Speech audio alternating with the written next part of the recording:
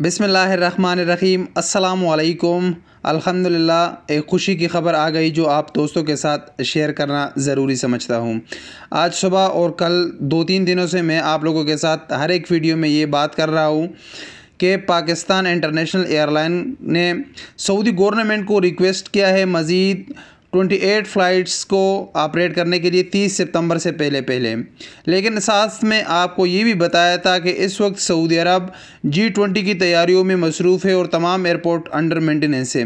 लेकिन उसके बावजूद भी खुशी की खबर है कि पाकिस्तान इंटरनेशनल एयरलाइन को सऊदी अरब के लिए मज़ीद परवाज़ों की इजाज़त मिलने के बाद 21 से 30 सितंबर तक 13 इजाफ़ी परवाज़ें चलाई जाएगी।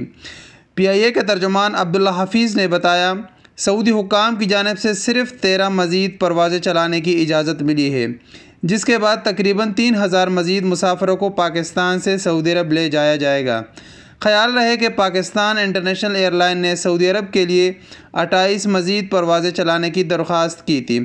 तर्जुमान के मुताबिक सऊदी हुकूमत ने फ़िलवक्त 13 मज़ीद परवाज़ों की इजाज़त दी है, जो कि पाकिस्तान से सऊदी अरब जाने वाले ख्वाहिशमंद मुसाफिरों की तादाद को देखते हुए इंतहाई कम है।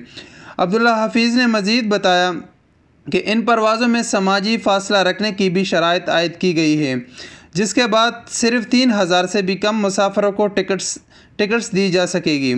वाज़ेह रहे कि सऊदी हुक्काम की जानिब से फ़िज़ाई सफ़र पर आयद पाबंदियाँ जुज़वी तौर पर ख़त्म होने के बाद पाकिस्तान से सऊदी अरब जाने वाली 23 परवाज़ों के टिकट्स एक ही दिन में फ़रोख्त हो गए थे। PIA के सरबराह एयर मार्शल अरशद मलिक ने पाकिस्तान में सऊदी सफ़ीर नवाफ अल-मालिकी से मुलाकात में 28 मज़ीद परवाज़ें चलाने की इजाज़त देने की दरख्वास्त की थी।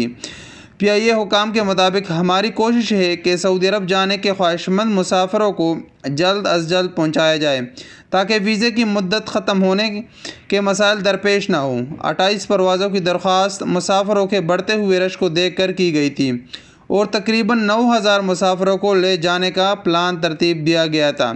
ताहम समाजी फ़ासले की शर्त के साथ 13 परवाज़ों में 3000 से भी कम मुसाफिर सफ़र कर पाएंगे।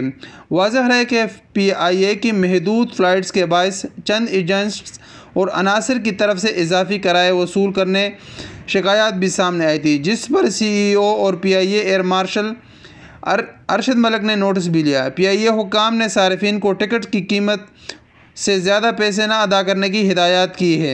तर्जुमान अब्दुल्ला हफीज़ का कहना है कि PIA की सऊदी अरब के लिए परवाज़ का किराया बशमूल तमाम टैक्स 84,000 रुपये है। कोई भी एजेंट्स 5000 से ज़ायद कमीशन वसूल नहीं कर सकता, जो कि इस किराए में शामिल है।